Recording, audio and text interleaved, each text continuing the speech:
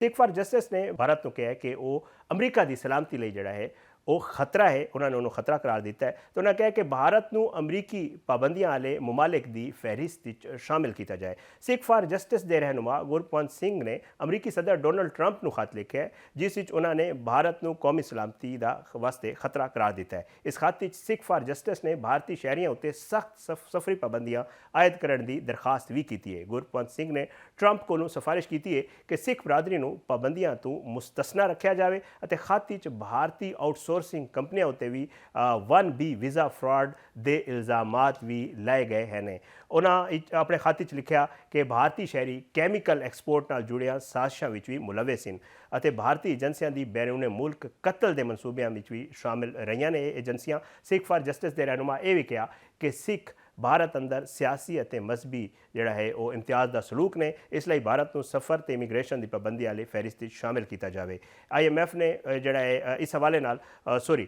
America ਨੂੰ ਜਿਹੜਾ ਹੈ ਉਹਨਾਂ ਨੇ ਖਤ ਲਿਖਾ। ਹੁਣ ਜ਼ਰਾ ਇਹਦੇ ਉੱਤੇ ਗੱਲ ਕਰਾਂਗੇ। ਮੇਰੇ ਨਾਲ ਇਸ ਟਾਈਮ ਕੋਈ ਹੋਰ ਨਹੀਂ ਬਲਕਿ ਗੁਰਪੰਤ ਸਿੰਘ ਖੁਦ ਮੌਜੂਦ ਨੇ। ਉਹਨਾਂ ਕੋਲ ਪੁੱਛਾਂਗੇ ਕਿ ਆਖਿਰ ਉਹਨਾਂ ਨੇ ਖਤ ਕੀ ਲਿਖਿਆ ਹੈ, ਖਤ ਵਿੱਚ ਕੀ ਕੁਝ ਹੈ ਤੇ ਬਾਕੀ ਕੁਝ ਮਾਮਲਾਤ 'ਤੇ ਵੀ ਉਹਨਾਂ ਨਾਲ ਗੱਲ ਕਰਾਂਗੇ। ਗੁਰਪੰਤ ਸਿੰਘ ਸਾਹਿਬ, ਬਹੁਤ ਬਹੁਤ ਸ਼ੁਕਰੀਆ ਸਰ, ਤੁਸੀਂ ਮੇਰੇ ਪ੍ਰੋਗਰਾਮ ਵਾਸਤੇ ਟਾਈਮ ਕੱਢਿਆ। ਸਭ ਤੋਂ ਪਹਿਲੇ ਤਾਂ ਮੈਂ ਚਾਹਾਂਗਾ ਜਿਹੜਾ ਤੁਸੀਂ ਖਤ ਲਿਖਿਆ ਹੈ ਟਰੰਪ ਨੂੰ, ਅਮਰੀਕੀ ਸਦਰ ਟਰੰਪ ਨੂੰ, ਉਹਦੇ ਹਵਾਲੇ ਨਾਲ ਦੱਸੋ ਸਰ, ਉਸ ਖਤ ਵਿੱਚ ਕੀ ਕੁਝ ਲਿਖਿਆ ਗਿਆ ਤੁਹਾਡੀ ਤਰਫੋਂ?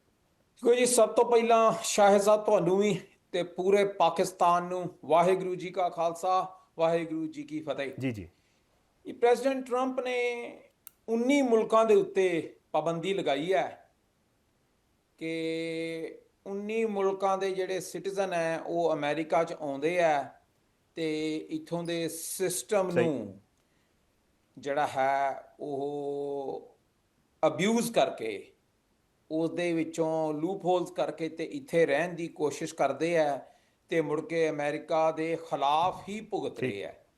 ਸੋ ਪ੍ਰੈਜ਼ੀਡੈਂਟ ਟਰੰਪ ਜਿਹੜੀ ਹੈ, ਪ੍ਰੈਜ਼ੀਡੈਂਟ ਟਰੰਪ ਦਾ ਜਿਹੜਾ ਹੈ ਅਮਰੀਕਾ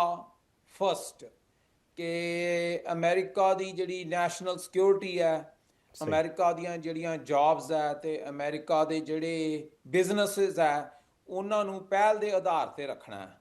ਸੋ ਇਹਨਾਂ ਸਾਰਿਆਂ ਨੂੰ ਜੇ ਦੇਖਿਆ ਜਾਵੇ ਫੈਕਟਸ ਨੂੰ, ਤੇ ਫਿਰ ਇਸ ਦੇ ਵਿੱਚ ਅਮਰੀਕਾ ਦਾ ਤੇ ਪ੍ਰੈਜ਼ੀਡੈਂਟ ਟਰੰਪਸ ਦੀ ਅਮਰੀਕਾ ਫਸਟ ਪਾਲਿਸੀ ਦਾ ਸਭ ਤੋਂ ਵੱਡਾ ਜਿਹੜਾ ਦੁਸ਼ਮਣ ਹੈ ਉਹ ਨਰਿੰਦਰ ਮੋਦੀ ਦਾ ਹਿੰਦੁਸਤਾਨ ਹੈ, ਉਹ ਇੰਡੀਆ ਹੈ। ਕਿਉਂ, ਜੇ ਆਪਾਂ ਦੇਖਿਆ ਜਾਏ ਅਮਰੀਕਾ ਦੀਆਂ ਜੌਬਸ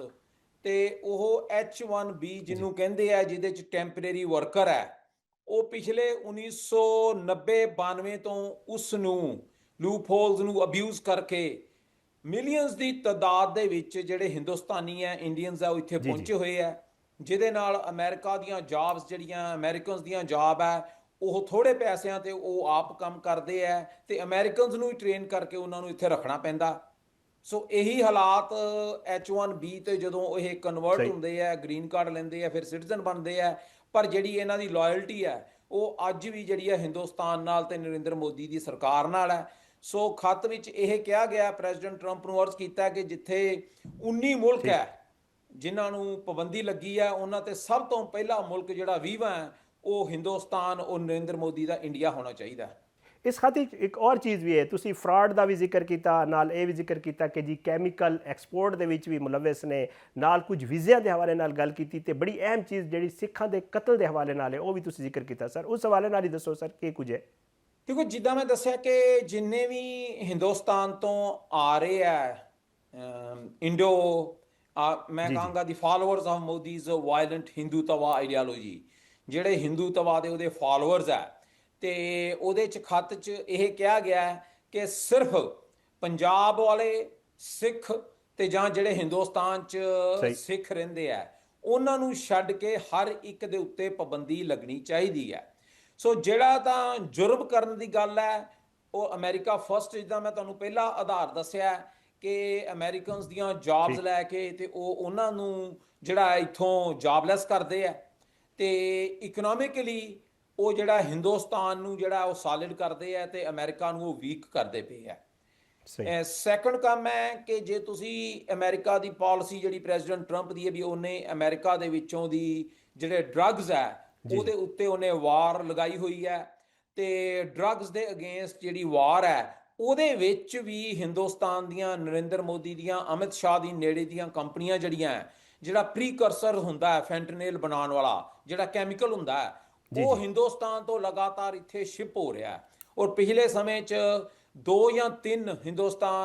ਇੰਡੀਆ ਦੀ ਜਿਹੜੀਆਂ ਕੰਪਨੀਆਂ ਹੈ ਉਹਨਾਂ ਨੂੰ ਇੰਡਾਈਟ ਕੀਤਾ ਗਿਆ ਅਮਰੀਕਾ ਦੇ ਵਿੱਚ ਕਿ ਉਹ ਜਿਹੜਾ ਕੈਮੀਕਲ ਹੈ ਪ੍ਰੀਕਰਸਰ ਫਾਰ ਫੈਂਟਨੇਲ ਜਿਹੜੀ ਡਰੱਗ ਬਣਾਉਣ ਦਾ, ਜਿਹਦੇ ਕਰਕੇ ਸਭ ਤੋਂ ਜ਼ਿਆਦਾ ਅਮਰੀਕਨਜ਼ ਇਸ ਵਕਤ ਮਰਦੇ ਪਏ ਆ ਉਸ ਡਰੱਗ ਦੇ ਨਾਲ, ਉਹ ਹਿੰਦੁਸਤਾਨ ਜਿਹੜਾ ਹੈ ਉਹ ਇੱਥੇ ਐਕਸਪੋਰਟ ਕਰ ਰਿਹਾ ਹੈ। ਥੋੜ੍ਹਾ ਜਿਹਾ ਬਾਬਰੀ ਮਸਜਿਦ ਦੇ ਹਵਾਲੇ ਨਾਲ ਗੱਲ ਕਰ ਲੈਂਦੇ ਹਾਂ। ਬਾਬਰੀ ਮਸਜਿਦ ਤੁਹਾਨੂੰ ਪਤਾ ਹੈ ਸ਼ਹੀਦ ਕੀਤਾ ਗਿਆ ਸੀ, ਉਹਦੇ ਜਗ੍ਹਾ ਦੇ ਉੱਤੇ ਮੰਦਿਰ ਬਣਾਉਣ ਦਾ ਮਾਮਲਾ ਸੀ ਤੇ ਹੁਣ ਇੱਕ ਕਾਂਗਰਸੀ ਰਹਿਨੁਮਾ ਨੇ ਜਿਹੜਾ ਹੈ ਉਹ ਮਗਰਬੀ ਬੰਗਾਲ ਦੇ ਰਹਿਨੁਮਾ ਨੇ, ਉਹਨਾਂ ਨੇ ਐਲਾਨ ਕੀਤਾ ਕਿ ਜੀ ਮੈਂ ਹੁਣ ਇੱਕ ਔਰ ਬਾਬਰੀ ਮਸਜਿਦ ਤਾਮੀਰ ਕਰਾਂਗਾ ਤੇ ਉਹਦੇ ਵਾਸਤੇ ਉਹ ਕਹਿ ਰਹੇ ਹਨ ਕਿ ਜੀ ਚੰਦਾ ਵੀ ਦਿਓ ਤੇ ਮੇਰੇ ਨਾਲ ਮਦਦ ਵੀ ਕਰੋ। ਇਸ ਹਵਾਲੇ ਨਾਲ ਤੁਸੀਂ ਕੀ ਕਹੋਗੇ ਸਿੱਖ ਬਰਾਦਰੀ ਜਿਹੜੀ ਮੌਜੂਦ ਹੈ ਹਿੰਦੁਸਤਾਨ ਵਿੱਚ ਤੇ ਬਾਕੀ ਮੁਲਕਾਂ ਦੇ ਵਿੱਚ, ਉਹਨਾਂ ਨੂੰ ਕੀ ਕਹੋਗੇ?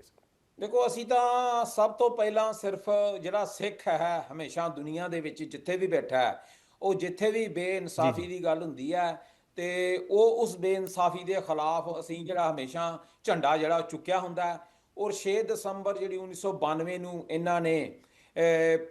ਪੁਰਾਣੀ ਬਾਬਰੀ ਮਸਜਿਦ ਜਿਹੜੀ ਹੈ ਉੱਥੇ 1500 ਸਦੀ ਦੀ 1600 ਦੀ ਉਹਨੂੰ ਜਿਹੜਾ ਇਹਨਾਂ ਨੇ ਢਾਇਆ ਤੇ ਜਿਹੜੀ ਇੱਕ ਇੱਟ ਉੱਥੋਂ ਦੀ ਢਾਈ ਗਈ ਹੈ, ਅਸੀਂ ਖੁੱਲ੍ਹੇਆਮ ਐਲਾਨ ਕੀਤਾ ਕਿ ਜਿਹੜੀ ਬਾਬਰੀ ਮਸਜਿਦ ਉਹ ਢਾਈ ਗਈ ਹੈ ਉਸ ਦੀ ਇੱਕ ਇੱਟ ਜਿਹੜੀ ਢਾਈ ਹੈ ਉਹਦਾ ਇਨਸਾਫ ਲਵਾਂਗੇ। ਇਹ ਵੀ ਕਿਹਾ ਗਿਆ ਕਿ ਜਦੋਂ ਅਸੀਂ ਪੰਜਾਬ ਜਿਹੜਾ ਇਸ ਵਕਤ ਭਾਰਤ ਦੇ ਕਬਜ਼ੇ 'ਚ ਹੈ, ਜਦੋਂ ਆਜ਼ਾਦ ਹੋ ਕੇ ਇੱਕ ਅਲੱਗ ਮੁਲਕ ਖਾਲਿਸਤਾਨ ਬਣਦਾ ਹੈ ਤੇ ਉਸੇ ਅਯੋਧਿਆ ਦੇ ਉੱਤੇ ਜਿੱਥੇ ਇਹਨਾਂ ਨੇ ਰਾਮ ਟੈਂਪਲ ਬਣਾ ਦਿੱਤਾ ਹੈ, ਜਿੱਥੇ ਨਰਿੰਦਰ ਮੋਦੀ ਨੇ 25 ਨਵੰਬਰ ਨੂੰ ਉੱਥੇ ਝੰਡਾ ਚੜਾਇਆ ਹੈ, ਉਸੇ ਜਗ੍ਹਾ ਦੇ ਉੱਤੇ ਅਸੀਂ ਇਹ ਐਲਾਨ ਕੀਤਾ ਤੇ ਅਸੀਂ ਅਹਿਦ ਲਿਆ ਕਿ ਬਾਬਰੀ ਮਸਜਿਦ ਦੀ ਉਸਾਰੀ ਹੋਏਗੀ ਜਦੋਂ ਭਾਰਤੀ ਕਬਜ਼ੇ ਵਾਲਾ ਪੰਜਾਬ ਅਸੀਂ ਆਜ਼ਾਦ ਕਰਾ ਕੇ ਖਾਲਿਸਤਾਨ ਬਣਾਉਂਦੇ ਹਾਂ। ਕੁਝ ਦਿਨ ਪਹਿਲਾਂ ਸਰ ਤੁਸੀਂ ਇਹਤਜਾਜ ਕੀਤਾ ਸੀ, ਰਾਜਨਾਥ ਸਿੰਘ ਨੇ ਇੱਕ ਬਿਆਨ ਦਿੱਤਾ ਸੀ ਸਿੰਧ ਦੇ ਹਵਾਲੇ ਨਾਲ ਕਿ ਜੀ ਅਸੀਂ ਸਿੰਧ ਨੂੰ ਸ਼ਾਮਿਲ ਕਰ ਲਵਾਂਗੇ, ਜਿਸ ਤਰ੍ਹਾਂ ਉਹ ਬਿਆਨ ਦਿੰਦੇ ਰਹਿੰਦੇ ਨੇ ਤੁਹਾਨੂੰ ਪਤਾ, ਤੇ ਤੁਸੀਂ ਇੱਕ ਇਹਤਜਾਜ ਵੀ ਕੀਤਾ ਸੀ ਇਸ ਬਿਆਨ ਦੇ ਉੱਤੇ, ਤੇ ਇਹਤਜਾਜ ਵਿੱਚ ਉਹਦਾ ਮਤਲਬ ਕੀ ਸੀ ਤੁਹਾਡਾ ਉਸ ਇਹਤਜਾਜ ਦੇ ਹਵਾਲੇ ਨਾਲ, ਕਿਉਂਕਿ ਤੁਸੀਂ ਗਏ ਸੋ ਉੱਥੇ ਜਿਹੜੀ ਭਾਰਤ ਦੀ ਐਮਬੈਸੀ ਹੈ ਉਹਦੇ ਬਾਹਰ ਵੀ, ਤੇ ਉਸ ਇਹਤਜਾਜ ਦੇ ਹਵਾਲੇ ਨਾਲ ਕੁਝ ਦੱਸੋ ਸਰ। ਦੇਖੋ, ਅਸੀਂ ਤਾਂ ਹਮੇਸ਼ਾ ਹੀ ਜਿੱਦਾਂ ਦੱਸਿਆ ਕਿ ਜਿਹੜਾ ਸਿੱਖ ਪੰਥ ਹੈ, ਜਿਹੜੇ ਸਿੱਖ ਕੌਮ ਹੈ, ਉਹਦਾ ਫਲਸਫਾ ਹੈ ਕਿ ਜਿਹਦੇ ਨਾਲ ਵੀ ਬੇਇਨਸਾਫੀ ਹੋ ਰਹੀ ਹੈ ਉਹਦੇ ਨਾਲ ਅਸੀਂ ਖਲੋਣਾ। ਤੇ ਰਾਜਨਾਥ ਨੇ ਬਿਆਨ ਦਿੱਤਾ ਸੀ ਕਿ ਜੀ ਉਹ ਸਿੰਧ ਜਿਹੜਾ ਹੈ ਪਾਕਿਸਤਾਨ ਵਾਲਾ ਉਹ ਭਾਰਤ ਦੇ ਨਾਲ ਮਿਲਾਵਾਂਗੇ, ਤੇ ਉਹਦੇ ਉੱਤੇ ਮੈਂ ਖੁੱਲ੍ਹੇਆਮ ਇਹਨਾਂ ਨੂੰ ਚੈਲੰਜ ਕੀਤਾ ਇਸ ਹਿੰਦੁਸਤਾਨ ਨੂੰ, ਨਰਿੰਦਰ ਮੋਦੀ ਨੂੰ, ਰਾਜਨਾਥ ਨੂੰ, ਕਿ ਸਿੰਧ ਤਾਂ ਬਹੁਤ ਦੂਰ ਦੀ ਗੱਲ ਹੈ ਮਿਲਾਉਣਾ ਨਾਲ। ਪਾਕਿਸਤਾਨ ਜਿਹੜਾ ਸਾਡੇ ਲਈ ਇੱਕ ਬਹੁਤ ਹੀ ਪਾਕ ਜਗ੍ਹਾ ਜਿੱਥੇ ਗੁਰੂ ਨਾਨਕ ਸਾਹਿਬ ਦਾ ਜਨਮ ਸਥਾਨ ਹੈ, ਵੀ ਪਾਕਿਸਤਾਨ ਦੇ 1 ਇੰਚ ਦੇ ਵਿੱਚ ਹਿੰਦੁਸਤਾਨ ਦੀ ਫੌਜ ਜਿਹੜੀ ਹੈ ਤੁਸੀਂ ਵੜ ਕੇ ਵਿਖਾਓ